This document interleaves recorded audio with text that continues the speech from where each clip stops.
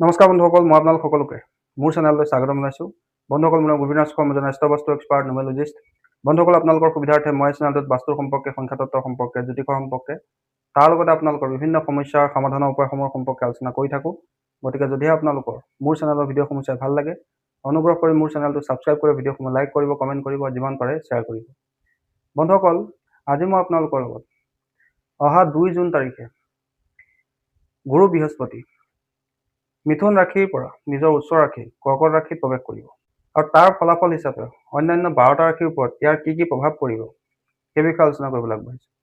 বন্ধুসকল, আমি সকলোৱে জানো যে গুৰু বৃহস্পতি হৈছে আমাৰ জ্ঞানৰ কাৰক, আমাৰ উন্নতিৰ কাৰক, ধৰ্মৰ কাৰক, ভাগ্যৰ কাৰক, ডিভাইন ব্লেছিঙৰ কাৰক। গুৰু বৃহস্পতি যেতিয়া নিজৰ উচ্চ ৰাশিত প্ৰৱেশ কৰে, তেন্তে গুৰু বৃহস্পতিৰ যিখিনি কোৱালিটি আছে, কাৰকত্ব আছে, সেইখিনি দুগুণে বৃদ্ধি হয়। আৰু কৰ্কট ৰাশিত গুৰু বৃহস্পতি প্ৰৱেশ কৰি শংখ মহাপুৰুষ যুগৰ সৃষ্টি কৰে। আৰু গুৰুৰ ৰাশি পৰিৱৰ্তন হিচাপে অন্যান্য ৰাশিৰ ওপৰত ইয়াৰ কি প্ৰভাৱ পৰিব সেই বিষয়ে আজি মই আপোনালোকৰ লগত আলোচনা কৰিবলৈ আগবাঢ়িছোঁ। গতিকে অনুগ্ৰহ কৰি ভিডিঅ'টো শেষলৈকে চাব, যাতে সম্পূৰ্ণ কথাখিনি বুজি পায়। বন্ধুসকল, প্ৰথমে আমি আলোচনা কৰোঁ কালপুৰুষৰ প্ৰথম ৰাশি মেষ ৰাশিৰ পৰা। মেষ ৰাশিৰ চতুৰ্থ ঘৰত গুৰু বৃহস্পতি প্ৰৱেশ কৰিব আৰু গুৰু বৃহস্পতিৰ দৃষ্টি আপোনালোকৰ অষ্টম ঘৰত, দশম ঘৰত আৰু দ্বাদশ ঘৰত পৰিব। এই সময়ছোৱাত আপোনালোকৰ পাৰিবাৰিক সুখ লাভ হ'ব, ঘৰত মাংগলিক কাম সম্পন্ন হ'ব পাৰে। নতুন ঘৰ কিনিম বুলি যদি ভাবিছে, নতুন প্ৰপাৰ্টি, গাড়ী কিনাৰ যদি কিবা আপোনাৰ ইচ্ছা আছে, সেই ইচ্ছা আপোনালোকৰ এই সময়ছোৱাত পূৰ্ণ হ'ব। মাতৃ সুখ লাভ হ'ব, আপোনালোকৰ শিক্ষাত মনে বিচৰা ধৰণে আপোনালোকে উন্নতি কৰিব পাৰিব। প্ৰপাৰ্টিৰ পৰা আপোনাৰ যথেষ্ট লাভ হ'ব। এই সময়ছোৱাত আপোনালোকৰ জীৱনত যদি কিবা ডাঙৰ সমস্যা চলি আছিলে, সেই সমস্যা আপোনালোকৰ লাহে লাহে কমি যাব। উত্তৰাধিকাৰী সূত্ৰে আপুনি পূৰ্বপুৰুষৰ সম্পত্তি লাভ কৰাৰ সম্ভাৱনা আছে। তাৰোপৰি আপোনালোকৰ কৰ্মত গুৰু বৃহস্পতিৰ আশীৰ্বাদ লাভ হ'ব, আপোনাৰ মান সন্মান বৃদ্ধি পাব। যদি আপুনি প্ৰমোচনৰ কাৰণে চেষ্টা কৰি আছে, প্ৰমোচন হোৱা নাছিলে, সেই প্ৰমোচন হোৱাৰ সম্ভাৱনা আছে। তাৰোপৰি সমাজত আপোনাৰ মান প্ৰতিষ্ঠাও বৃদ্ধি পাব। তাৰোপৰি এই সময়ছোৱাত অৱশ্যে আপোনালোকৰ খৰচো বৃদ্ধি পাব পাৰে। গতিকে আপোনালোকে খৰচক অকণমান কণ্ট্ৰল কৰাৰ প্ৰয়োজনীয়তা আছে। অৱশ্যে আপোনালোকৰ খৰচ হ'লেও ভাল কামতে খৰচ হ'ব, ধাৰ্মিক কামত বা আনক সহায় কৰাৰ কামত বা ভাল ইনভেষ্টমেণ্টতে আপোনাৰ পইচা খৰচ হ'ব। গতিকে আপোনালোকে এই সময়ছোৱাত বিশেষ খৰচক লৈ চিন্তা কৰিব নালাগে। আপোনালোকে যিমান পাৰে নিৰ্দিষ্ট ঠাইত আপুনি ইনভেষ্ট কৰিব পাৰে। বন্ধুসকল, এই বৃহস্পতি গোচৰৰ সম্পূৰ্ণ লাভ ল'বৰ কাৰণে আপোনালোকে প্ৰত্যেক বৃহস্পতিবাৰে বেচনৰ সহায়ত ৰুটি নিৰ্মাণ কৰি সেই বেচনৰ ৰুটি গাই গৰুক খুৱাব লাগে। এনে কৰিলে আপোনালোকৰ গুৰু বৃহস্পতি বিশেষ কৃপা দৃষ্টি লাভ হ'ব। বন্ধুসকল, দ্বিতীয় ৰাশি হৈছে বৃষ ৰাশি। বৃষ ৰাশিৰ তৃতীয় ঘৰত গুৰু বৃহস্পতিয়ে গোচৰ কৰিব আৰু গুৰু বৃহস্পতিৰ দৃষ্টি আপোনালোকৰ সপ্তম ঘৰত, একাদশ ঘৰত আৰু নৱম ঘৰত পৰিব। এই সময়ছোৱা আপোনালোকৰ কাৰণে যথেষ্ট সোণালী সময়। এই সময়ছোৱাত আপোনালোকৰ পৰাক্ৰম বৃদ্ধি পাব। কিবা প্ৰচেষ্টাত যদি আপুনি বাৰে বাৰে ফেইল হৈছিলে বা আপুনি বহু চেষ্টা কৰি কিবা কামত যদি আপুনি ছাকচেছ পোৱা নাছিলে, এই সময়ছোৱাত আপোনালোকে ছাকচেছ লাভ কৰিবলৈ ল'ব। ওচৰ চুবুৰীয়াৰ লগত বা নিজৰ যিসকল ককাই ভাই, বাই ভনী আছে, তেওঁলোকৰ লগত আপোনালোকৰ সম্পৰ্ক মধুৰ হ'ব। কোনোবা ধাৰ্মিক যাত্ৰাটো আপুনি যাব পাৰে। এই সময়ছোৱাত আপোনালোকৰ সাহস, পৰাক্ৰম আৰু আত্মবিশ্বাসো বৃদ্ধি পাব। তাৰোপৰি আপোনালোকৰ এই সময়ছোৱাত বিবাহৰ যোগ উৎপন্ন হ'ব। যদি আপোনাৰ বিবাহ হোৱা নাই, বিবাহত আপোনাৰ সমস্যা হৈ আছিলে, সেই সমস্যা আপোনাৰ দূৰ হ'ব। ব্যৱসায়টো আপোনাৰ ভাল লাভ হ'ব। ঘৰত আপোনালোকৰ মাংগলিক অনুষ্ঠান হোৱাৰ সম্পূৰ্ণ সম্ভাৱনা আছে। যিসকলে উচ্চ শিক্ষা গ্ৰহণ কৰি আছে, তেওঁলোকৰ এই সময়ছোৱাত মনে বিচৰা ধৰণে ফল লাভ হ'ব। বিদেশ যোৱাৰ যদি কাৰোবাৰ ইচ্ছা, সেই ইচ্ছা এই সময়ছোৱাত আপোনাৰ পূৰ্ণ হোৱাৰ সম্ভাৱনা আছে। বন্ধুসকল, বৃষ ৰাশিৰ ব্যক্তিসকলে এই বৃহস্পতি গোচৰৰ সম্পূৰ্ণ লাভ ল'বৰ কাৰণে প্ৰত্যেক বৃহস্পতিবাৰে কলগছ অথবা সন্তোষৰ গুৰিত হালধি মিলাই প্ৰত্যেক ৰাতিপুৱা জল দিব লাগে। বন্ধুসকল, তাৰপিছৰ ৰাশি হৈছে মিথুন ৰাশি। মিথুন ৰাশিৰ দ্বিতীয় ঘৰত গুৰু বৃহস্পতি প্ৰৱেশ কৰিব আৰু গুৰু বৃহস্পতিৰ দৃষ্টি আপোনালোকৰ ষষ্ঠ ঘৰত, অষ্টম ঘৰত আৰু দশম ঘৰত পৰিব।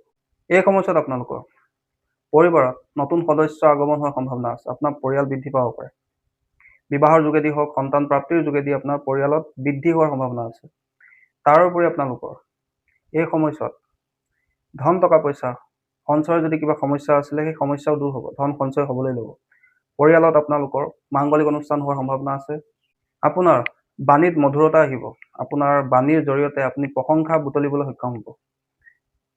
পৈতৃক সম্পত্তিৰ পৰা আপোনাৰ লাভ হোৱাৰ সম্ভাৱনা আছে। তাৰোপৰি এই সময়ছোৱাত আপোনালোকৰ ঋণ ধাৰৰ যদি কিবা সমস্যা আছিলে, লিটিগেশ্যনৰ কিবা যদি সমস্যা চলি আছিলে, সেই সমস্যাৰ পৰা আপোনালোকে মুক্তি লাভ কৰিব। পূৰ্বপুৰুষৰ পৰা আপোনালোকৰ যদি কিবা পৈতৃক সম্পত্তি পাবলগীয়া আছিলে, সেই সম্পত্তি পোৱাৰ সম্ভাৱনা আছে। তাৰোপৰি যদি আপুনি কিবা ক্ৰনিক ডিজিজত ভুগি আছিলে, দীৰ্ঘদিনীয়া ৰোগত ভুগি আছিলে, সেই ৰোগৰ এই সময়ছোৱাত অন্ত পৰিব। আপোনাৰ অকস্মাত ধন লাভ হোৱাৰ যোগ উৎপন্ন হ'ব। তাৰোপৰি কৰ্মস্থানটো আপোনালোকে প্ৰশংসা বুটলিবলৈ সক্ষম হ'ব। সমাজত আপোনালোকৰ মান সন্মানো বৃদ্ধি পাব। আপোনাৰ কৰ্মত গুৰু বৃহস্পতিৰ আশীৰ্বাদ লাভ হ'ব। উপায় হিচাপে মিথুন ৰাশিৰ ব্যক্তিসকলে গুৰু বৃহস্পতিৰ এই গোচৰৰ সম্পূৰ্ণ লাভ ল'বৰ কাৰণে প্ৰত্যেক দিনে বা প্ৰত্যেক বৃহস্পতিবাৰে কেঁচা হালধিৰ তিলক নিজৰ গলাত ল'ব লাগে। বন্ধুসকল, তাৰপিছত ৰাশি হৈছে কৰ্কট ৰাশি। বন্ধুসকলক গুৰু বৃহস্পতিয়ে মিথুন ৰাশি এৰি কৰ্কট ৰাশিতেই গোচৰ কৰিব আৰু কৰ্কট ৰাশিত গোচৰ কৰি গুৰু বৃহস্পতিয়ে শংখৰ মহাপুৰুষ যুগৰ নিৰ্মাণ কৰিব। আপোনাৰ ৰাশিতে গুৰু বৃহস্পতি গোচৰ কৰিব, গতিকে গুৰু বৃহস্পতিৰ দৃষ্টি আপোনালোকৰ পঞ্চম, নৱম আৰু সপ্তম ঘৰত পৰিব। আৰু এই সময়ছোৱা আপোনালোকৰ কাৰণে অত্যন্ত গুৰুত্বপূৰ্ণ আৰু সোণালী সময়। এই সময়ছোৱাৰ সম্পূৰ্ণ লাভ আপোনালোকে উঠাবলৈ চেষ্টা কৰা উচিত। এই সময়ছোৱাত আপোনালোকৰ জীৱনত বহুতো পজিটিভ পৰিৱৰ্তন আহিব। যদি আপোনাৰ বিবাহ হোৱা নাছিলে, সন্তান প্ৰাপ্তিত কিবা বাধা আছিলে, সেই বাধাও গুৰু বৃহস্পতিয়ে দূৰ কৰিব। আপোনাৰ ভাগ্য বৃদ্ধি কৰাত গুৰু বৃহস্পতিয়ে সহায় কৰিব। আপোনাৰ জীৱনলৈ ডিভাইন ব্লেছিং অনাৰ ক্ষেত্ৰত গুৰু বৃহস্পতিয়ে সহায় কৰিব। যদি কিবা দীৰ্ঘদিনীয়া সমস্যাত আপুনি ভুগি আছিলে, সেই সমস্যাৰ এই সময়ছোৱাত অন্ত পৰিব। যিসকলৰ বিবাহ হোৱা নাছিলে, তেওঁলোকৰ বিবাহ হোৱাৰ সম্পূৰ্ণ যোগ আছে। তাৰোপৰি আপোনালোকৰ জ্ঞান বুদ্ধিও এই সময়ছোৱাত বৃদ্ধি পাব। ভগৱানৰ প্ৰতি আপোনালোকৰ আস্থা বৃদ্ধি পাব। ধাৰ্মিক কাৰ্যকলাপত অংশগ্ৰহণৰ অনুপাত আপোনালোকৰ বৃদ্ধি পাব। ধাৰ্মিক যাত্ৰাটো আপোনালোকে যাব পাৰে। বৃহস্পতি এই গোচৰ সম্পূৰ্ণ লাভ ল'বৰ কাৰণে কৰ্কট ৰাশিৰ ব্যক্তিসকলে প্ৰত্যেক বৃহস্পতিবাৰে নিজৰ গা ধোৱা পানীত অলপমান হালধি মিলাই স্নান কৰিব লাগে আৰু প্ৰত্যেক দিনে নিজৰ কপালত কেঁচা হালধি তিলক ল'ব লাগে। বন্ধুসকল, তাৰপিছত ৰাশি হৈছে সিংহ ৰাশি। সিংহ ৰাশিৰ দ্বাদশ ঘৰত গুৰু বৃহস্পতি গোচৰ কৰিব আৰু গুৰু বৃহস্পতিৰ দৃষ্টি চতুৰ্থ ঘৰত, ষষ্ঠ ঘৰত আৰু অষ্টম ঘৰত পৰিব। এই সময়ছোৱাত আপোনালোকে নিজৰ স্বাস্থ্যৰ সম্পূৰ্ণ খেয়াল ৰখাৰ প্ৰয়োজনীয়তা আছে। যদি আপোনালোকে নিজৰ স্বাস্থ্যক লৈ সজাগ নহয়, তেন্তে এই সময়ছোৱাত আপোনালোকৰ পেটৰ লগত জড়িত সমস্যা, অবেচিটিৰ সমস্যা, লিভাৰৰ লগত জড়িত সমস্যা হোৱাৰ সম্ভাৱনা আছে। গতিকে আপোনালোকে এই সময়ছোৱাত খোৱা লোৱাৰ সম্পূৰ্ণ ধ্যান ৰাখিব। খৰচক নিয়ন্ত্ৰণ কৰিবলৈ চেষ্টা কৰিব। এই সময়ছোৱাত আপোনালোকৰ অত্যাধিক খৰচ হোৱাৰ সম্ভাৱনা আছে। যদি আপোনালোকে বিদেশত গৈ পঢ়া শুনা কৰাৰ কিবা ইচ্ছা আছে, সেই ইচ্ছা এই সময়ছোৱাত আপোনালোকৰ পূৰ্ণ হ'ব পাৰে। যদি কিবা কাৰণে পৈতৃক সম্পত্তি আপুনি লাভ কৰা নাছিলে, সেই পৈতৃক সম্পত্তি লাভৰ আপোনাৰ সম্ভাৱনা আছে। যদি প্ৰপাৰ্টি কিনিম বুলি ভাবিছে, প্ৰপাৰ্টিত ইনভেষ্ট কৰিম বুলি ভাবিছে, এই সময়ছোৱাত আপোনালোকে কৰিব পাৰে। কিন্তু আপোনালোকে প্ৰপাৰ্টি কিনাৰ আগত, ভূমি বাহন কিনাৰ আগত অকণমান চাই চিতি সিদ্ধান্ত ল'ব, নহ'লে কিন্তু সমস্যা হ'ব পাৰে। বন্ধুসকল, উপায় হিচাপে সিংহ ৰাশিৰ ব্যক্তিসকলে প্ৰত্যেক দিনেই গুৰু বৃহস্পতিৰ বীজ মন্ত্ৰ ওম গ্ৰাং গ্ৰিং গ্ৰং ছ গুৰুবেই নমঃ, ওম গ্ৰাং গ্ৰিং গ্ৰং ছ গুৰুবেই নমঃ, এই মন্ত্ৰটো 108 বাৰ প্ৰত্যেক দিনে জপ কৰিব। বন্ধুসকল, তাৰপিছৰ ৰাশি হৈছে কন্যা ৰাশি। কন্যা ৰাশিৰ একাদশ ঘৰত গুৰু বৃহস্পতি গোচৰ কৰিব। তেওঁলোকৰ কাৰণে এইটো সময় যথেষ্ট ভাল সময়, যিহেতু একাদশ স্থানটো হৈছে আমাৰ লাভৰ স্থান। আপোনাৰ লাভৰ স্থানত গুৰু বৃহস্পতি প্ৰৱেশ কৰি আপোনাৰ ব্যৱসায়ত, আপোনাৰ কৰ্মত লাভ দিবলৈ আৰম্ভ কৰিব। তাৰোপৰি গুৰু বৃহস্পতিৰ দৃষ্টি আপোনালোকৰ তৃতীয় ঘৰত, পঞ্চম ঘৰত, সপ্তম ঘৰত পৰিব। এই সময়ছোৱাত আপোনালোকৰ ব্যৱসায়ত কাষ্টমাৰ সংখ্যা বৃদ্ধি পাব, ধন টকা পইচা বৃদ্ধি হ'বলৈ ল'ব, সকলো কাৰ্যতে সফলতাৰ পাৰ্চেণ্টেজ বৃদ্ধি পাব। তাৰোপৰি এই সময়ছোৱাত আপোনালোকৰ ঘৰত মাংগলিক অনুষ্ঠান হোৱাৰ সম্ভাৱনা আছে। যদি আপোনাৰ বিবাহ হোৱা নাছিলে, এই সময়ছোৱাত বিবাহৰো পূৰ্ণ যোগ আছে। তাৰ লগতে যদি আপোনাৰ সন্তান হোৱা নাছিলে, সন্তান প্ৰাপ্তিও এই সময়ছোৱাত ভাল সময় আছে। শিক্ষা দীক্ষাৰ ক্ষেত্ৰত এই সময়ছোৱাত আপোনালোকে ভাল পৰিণাম লাভ কৰিবলৈ সক্ষম হ'ব। ব্যৱসায়তো আপোনালোকে ভাল পৰিণাম লাভ কৰিবলৈ সক্ষম হ'ব। ব্যৱসায়ত আপোনালোকৰ যথেষ্ট লাভ হ'ব। তাৰোপৰি সমাজত আপোনালোকৰ মান প্ৰতিষ্ঠা বৃদ্ধি পাব। কৰ্মত আপোনালোকৰ ওচৰ চুবুৰীয়া তথা নিজৰ পৰিয়ালৰ ব্যক্তিসকলৰ সহযোগিতা লাভ হ'ব। আপোনাৰ আত্মবিশ্বাসৰ পৰাক্ৰম বৃদ্ধি পাব। লগতে আপুনি কোনো ধাৰ্মিক যাত্ৰাতো যাব পাৰে। বন্ধুসকল, উপায় হিচাপে কন্যা ৰাশিৰ ব্যক্তিসকলে কলগছৰ গুৰিত হালধি মিলাই বৃহস্পতিবাৰে জল দিব লাগে। বন্ধুসকল, তাৰপিছৰ ৰাশি হৈছে তুলা ৰাশি। বন্ধুসকল, তুলা ৰাশিৰ দশম ঘৰত গুৰু বৃহস্পতি প্ৰৱেশ কৰিব আৰু গুৰু বৃহস্পতিৰ দৃষ্টি তুলা ৰাশিৰ দ্বিতীয় ঘৰত, চতুৰ্থ ঘৰত আৰু ষষ্ঠ ঘৰত পৰিব। এই সময়ছোৱাত আপোনালোকৰ কৰ্মত মনে বিচৰা পৰিণাম লাভ হ'বলৈ ল'ব। আপুনি যদি প্ৰমোচনৰ কাৰণে বহুত দিনৰ পৰা চেষ্টা কৰি আছিলে, পদোন্নতিৰ কাৰণে চেষ্টা কৰি আছিলে, সেই সময়ছোৱাত আপোনালোকৰ পদোন্নতি হ'ব। সমাজত আপোনাৰ মান প্ৰতিষ্ঠাও বৃদ্ধি হ'ব। ব্যৱসায়তো আপোনালোকৰ গ্ৰ'থ হ'বলৈ ল'ব। নতুন ব্যৱসায় সম্প্ৰসাৰণৰ কাৰণে এইটো এটা ভাল সময়। তাৰোপৰি এই সময়ছোৱাত আপোনালোকৰ মনে বিচৰা চাকৰি লাভৰ সম্ভাৱনা আছে। এই সময়ছোৱাত আপোনালোকৰ ধন বৃদ্ধি হ'ব। পৰিয়ালত কোনো মাংগলিক অনুষ্ঠান হোৱাৰ সম্ভাৱনা আছে। আপোনাৰ ঘৰ পৰিয়ালত শান্তি বিৰাজ কৰিব। পাৰিবাৰিক সুখ আৰু শান্তি আপোনালোকে লাভ কৰিব। আপোনাৰ মাতৃৰ স্বাস্থ্যৰ উন্নতি হ'ব। ঘৰ, প্ৰপাৰ্টি বা কোনো গাড়ী কিনাৰ যদি কিবা ইচ্ছা আছে, সেই ইচ্ছা আপোনাৰ পূৰ্ণ হ'ব। যদি আপুনি কোনো লিটিগেশ্যনত বা ঋণ ধাৰত পৰি আছিলে, সেই লিটিগেশ্যনৰ পৰা, ঋণ ধাৰৰ পৰা আপোনালোকে মুক্তি লাভ কৰিব। বন্ধুসকল, উপায় হিচাপে তুলা ৰাশিৰ ব্যক্তিসকলে প্ৰত্যেক বৃহস্পতিবাৰৰ দিনা গাই গৰুক বেচনৰ ৰুটি খুৱাব লাগে আৰু কলগছৰ গুৰিত হালধি মিলাই জল অৰ্পণ কৰিব লাগে। বন্ধুসকল, তাৰপিছৰ ৰাশি হৈছে বৃশ্চিক ৰাশি। বৃশ্চিক ৰাশিৰ নৱম ঘৰত গুৰু বৃহস্পতি গোচৰ কৰিব আৰু বৃহস্পতিৰ দৃষ্টি আপোনালোকৰ লগ্নত, পঞ্চমত আৰু তৃতীয় ঘৰত পৰিব। বন্ধুসকল, এই সময়ছোৱাত আপোনালোকৰ ভাগ্যৰ উন্নতি হ'ব। কৰ্মত আপুনি ভাগ্যৰ সঁহাৰি লাভ কৰিবলৈ সক্ষম হ'ব। আপোনাৰ আধ্যাত্মিক জ্ঞান বৃদ্ধি পাব। কোনো ধাৰ্মিক যাত্ৰাতো আপুনি যাব পাৰে। বিদেশ যোৱাৰ যদি কিবা ইচ্ছা আছিলে সেই ইচ্ছা আপোনাৰ পূৰ্ণ হ'ব আৰু ভগৱানৰ বিশেষ কৃপা দৃষ্টি এই সময়ছোৱাত আপোনালোকে লাভ কৰিব। তাৰোপৰি এই সময়ছোৱাত আপোনালোকৰ পৰাক্ৰম বৃদ্ধি পাব। ওচৰ চুবুৰীয়া বা আপোনাৰ পৰিয়ালৰ সদস্যসকলৰ আপোনাৰ সহযোগিতাও আপুনি লাভ কৰিব। যদি কিবা ব্যৱসায় কৰি আছে সেই ব্যৱসায়টো আপুনি উন্নতি কৰিব পাৰিব। উচ্চ শিক্ষাৰ লোৱাৰ যদি কিবা ইচ্ছা আছিলে, বিদেশত গৈ পঢ়াৰ যদি কিবা ইচ্ছা আছিলে সেই ইচ্ছা আপোনালোকৰ পূৰ্ণ হ'ব।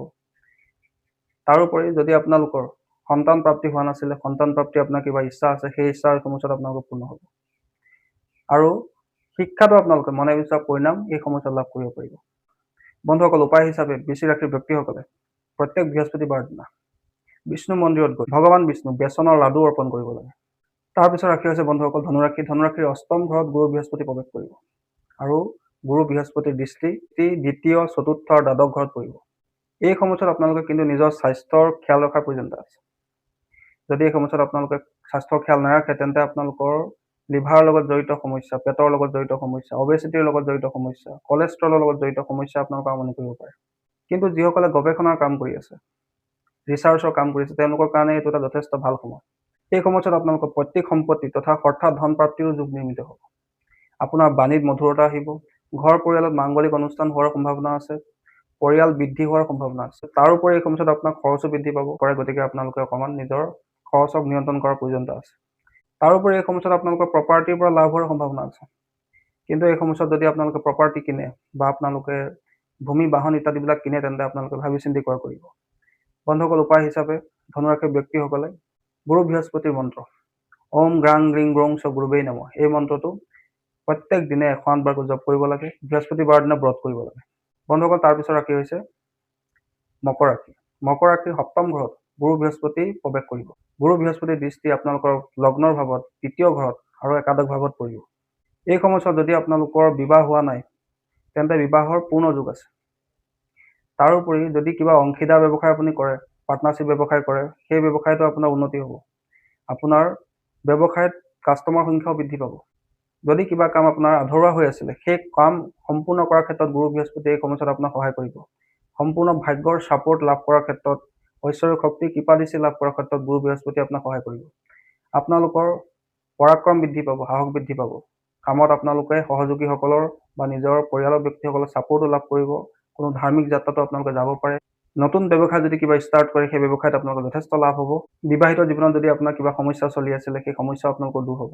এই সময়ছোৱাত আপোনালোকৰ মনৰ ইচ্ছা পূৰ্ণ হোৱাৰ সম্পূৰ্ণ সম্ভাৱনা আছে। বন্ধুসকল, মকৰ ৰাশিৰ ব্যক্তিসকলে উপায় হিচাপে প্ৰত্যেক বৃহস্পতিবাৰৰ দিনা গাই গৰুক কল খুৱাব লাগে বা বেচনৰ ৰুটি নিৰ্মাণ কৰি খুৱাব লাগে। বন্ধুসকল, তাৰপিছত ৰাশি হৈছে কুম্ভ ৰাশি। কুম্ভ ৰাশিৰ ষষ্ঠ ঘৰত গুৰু বৃহস্পতি প্ৰৱেশ কৰিব আৰু গুৰু বৃহস্পতিৰ দৃষ্টি আপোনালোকৰ দ্বিতীয় ঘৰত, দশম ঘৰত আৰু দ্বাদশ ঘৰত পৰিব।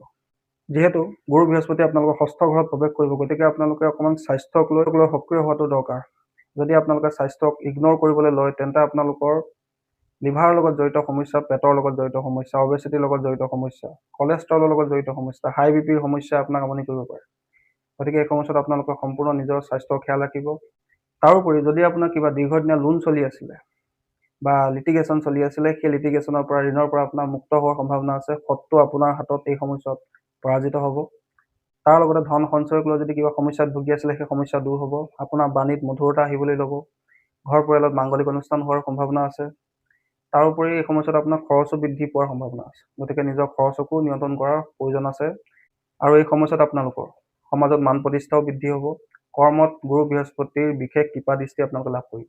উপায় হিচাপে কুম্ভ ৰাশিৰ ব্যক্তিসকলে প্ৰত্যেক বৃহস্পতিবাৰৰ দিনা সৰু সৰু ল'ৰা ছোৱালীক কিতাপ, বহী, কলম ইত্যাদি শিক্ষাৰ লগত জড়িত বস্তু দান কৰিব লাগে বা প্ৰত্যেক মাহে বৃহস্পতিবাৰৰ দিনা কোনো ধৰ্মস্থানত গৈ ধাৰ্মিক পুথি দান কৰিব লাগে। বন্ধুসকল, তাৰপিছৰ ৰাশি হৈছে অন্তিম ৰাশি হৈছে মীন ৰাশি। মীন ৰাশিৰ পঞ্চম ঘৰত গুৰু বৃহস্পতি প্ৰৱেশ কৰিব আৰু গুৰু বৃহস্পতিৰ দৃষ্টি আপোনালোকৰ লগ্নত, নৱমত আৰু একাদশ ঘৰত পৰিব। এই সময়ছোৱা আপোনালোকৰ কাৰণে যথেষ্ট ভাল সময়। যদিও আপোনাৰ চাৰে চাতি চলি আছে, কিন্তু গুৰু কৃপা দৃষ্টিত এই সময়ছোৱাত কিন্তু আপোনালোকৰ ভাল পৰিণাম লাভ হ'বলৈ ল'ব। শনি চাৰে চাতি বেয়া প্ৰভাৱৰ পৰা এই সময়ছোৱাত আপোনালোকে যথেষ্ট মুকলি অনুভৱ কৰিব। আপোনালোকৰ জ্ঞান বুদ্ধি বৃদ্ধি পাব। সন্তান প্ৰাপ্তিৰ যদি কিবা বাধা আছিলে সেই বাধা দূৰ হ'ব। আপোনালোকৰ জীৱনলৈ আনন্দ উৎসাহ বৃদ্ধি পাব। প্ৰেমৰ সম্পৰ্কত যদি কিবা সমস্যা চলি আছিলে সেই সমস্যাও দূৰ হ'ব। যিবিলাক কাম আপোনালোকৰ আধৰুৱা হৈ পৰি আছিলে সেই কামবিলাক সম্পূৰ্ণ হ'বলৈ ল'ব। বাধাগ্ৰস্ত কামো আগবাঢ়িবলৈ ল'ব। আপোনাৰ কামত আপুনি ঐশ্বৰিক শক্তি কৃপা দৃষ্টি লাভ কৰিব। ব্যৱসায়ত যদি আপোনাৰ লোকচানৰ আপুনি সন্মুখীন হৈ আছিলে সেই ব্যৱসায়ত লোকচানৰ পৰিমাণ কমি যাব। ব্যৱসায়ত আপোনাৰ লাভ হ'বলৈ ল'ব। এই গোচৰে আপোনাৰ মনৰ ইচ্ছা পূৰ্তিৰ ক্ষেত্ৰতো সহায় কৰিব। তাৰোপৰি এই সময়ছোৱাত আপোনালোকৰ মনত আধ্যাত্মিক ভাৱৰ উৎপত্তি হ'ব। কোনো ধাৰ্মিক যাত্ৰাত দীঘলীয়া যাত্ৰাতো আপুনি যাব পাৰে। বিদেশ যোৱাৰ যদি আপোনাৰ কিবা ইচ্ছা আছে সেই ইচ্ছা এই সময়ছোৱাত পূৰ্ণ হোৱাৰ সম্ভাৱনা আছে। উচ্চ শিক্ষা গ্ৰহণ কৰি থকা বিদ্যাৰ্থীসকলে এই সময়ছোৱাত মনে বিচৰা পৰিণাম লাভ কৰিব পাৰিব। তেওঁলোকে প্ৰতিযোগিতামূলক পৰীক্ষাত সুনাম অৰ্জন কৰিব পাৰিব। উপায় হিচাপে মীন ৰাশিৰ ব্যক্তিসকলে প্ৰত্যেক বৃহস্পতিবাৰ দিনা ব্ৰত কৰিব, গুৰুৰ মন্ত্ৰ জপ কৰিব, ওম গাং গ্ৰীং গ্ৰং চ গুৰুৱে নমঃ, আৰু এখন হালধীয়া ৰুমালত এটুকুৰা চন্দন কাঠ বান্ধি নিজৰ লগত ৰাখিব। বন্ধুসকল, এয়া আছিলে গুৰু বৃহস্পতি নিজৰ উচ্চ ৰাশি কৰ্কট ৰাশিত প্ৰৱেশ কৰাৰ পিছত দ্বাদশ ৰাশিৰ ওপৰত ইয়াৰ কি প্ৰভাৱ পৰিব তাৰ বিষয়ে সবিশেষ কওঁ যে এইখিনি হৈছে সাধাৰণ প্ৰিডিকশ্যন। আপোনালোকৰ জন্মকুষ্ঠী গ্ৰহৰ পজিশ্যনক লৈ বা আপোনাৰ দশা মহাদশাক লৈ সেই পৰিণামৰ তাৰতম্য বেলেগ বেলেগ ধৰণৰ হ'ব পাৰে। তথাপি কেৱল ৰাশিৰ অনুসৰি আমাৰ গুৰু গোচৰৰ কি পৰিণাম লাভ হ'ব সেই বিষয়ে আজি আপোনালোকক ক'লোঁ। আশা কৰিছোঁ আপোনালোকক গুৰু গোচৰৰ ফলত দ্বাদশ ৰাশিৰ ওপৰত কি প্ৰভাৱ পৰিব সেই বিষয়ে আপোনালোকৰ জানি ভাল লাগিলে। যদি ভাল লাগিলে অনুগ্ৰহ কৰি ভিডিঅ'টো লাইক কৰি দিব, কমেণ্ট কৰিব আৰু মোৰ চেনেলটো ছাবস্ক্ৰাইব কৰিব। ধন্যবাদ।